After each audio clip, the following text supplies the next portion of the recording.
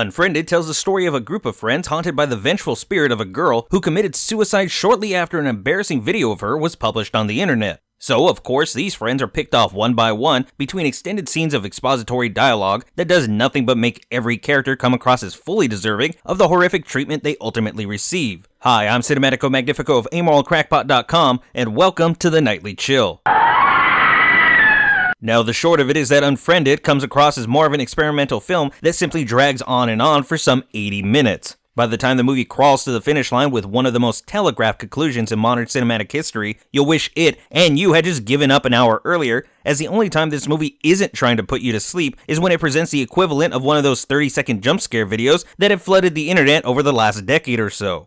Now, credit where credit is due. The best thing director Levon Gabriadze manages with the material is properly capturing the aesthetics of the modern-day computer desktop. The teens in this movie are shown using every bit of popular software or website under the sun in a highly realistic fashion given the context. They make heavy use of Skype to video chat with one another. They use Facebook for both general social media purposes and communicate via text using that platform's built-in chat system. And they even use Google for all their internet searching needs rather than Microsoft's much-maligned Bing service, as prominently shown in movies like The Amazing Spider-Man, or some generic stand-in with obligatory knockoff logo. Now, because the movie is framed entirely from the perspective of our lead character's desktop, the authenticity here helps provide the necessary immersion required to not be an entirely frustrating experience, at least for those of us who spend a lot of time on our computers or other digital devices. More so, Gabriadze manages to pull off some fairly realistic performances from a group of actors that are pushing 30. As someone close in age to the actors, but who has a sister-in-law the same general age as the characters, the personal affectations presented on screen felt more in line with people her age rather than my own.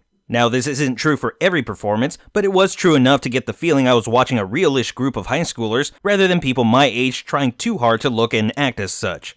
Of course, the characters still suffer from being completely insufferable, and while people my age or older might be quick to state that this is very much the case with teens these days, reinforcing the quality of the performances in the process, in truth, they come across like the fictional teens one might see in any other bit of teen melodrama. These characters are incredibly selfish, they lie to even their closest friends, some can only think about sex, others can only act like the stereotypical pretty mean girl, or the stereotypical computer geek. These are the same tropes and stereotypes that have been present in teen-centric horror since at least the late 80s, and are played up to 10 here, usually for the worst. And because we're constantly with these characters, most of whom only blip in and out of scenes when they cut video communication until their inevitable death, Unfriended can be a rather difficult experience to sit through.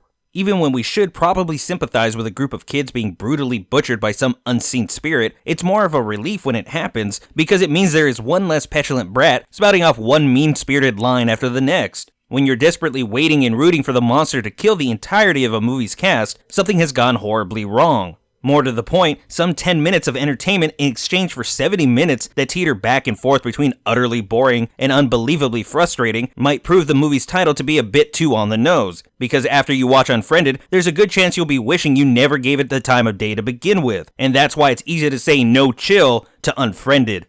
That's gonna do it for us tonight on the Nightly Chill. If you enjoyed this video, be sure to like, subscribe, and follow, and also be sure to leave me any questions, comments, suggestions for future reviews, and maybe even discuss today's movie at greater length. And as always, this video is brought to you in part by our viewers. If you'd like to learn how to support this and other projects, please visit amoralcrackpot.com or check the description below. But until next time, y'all need to make like a tree and get out of here.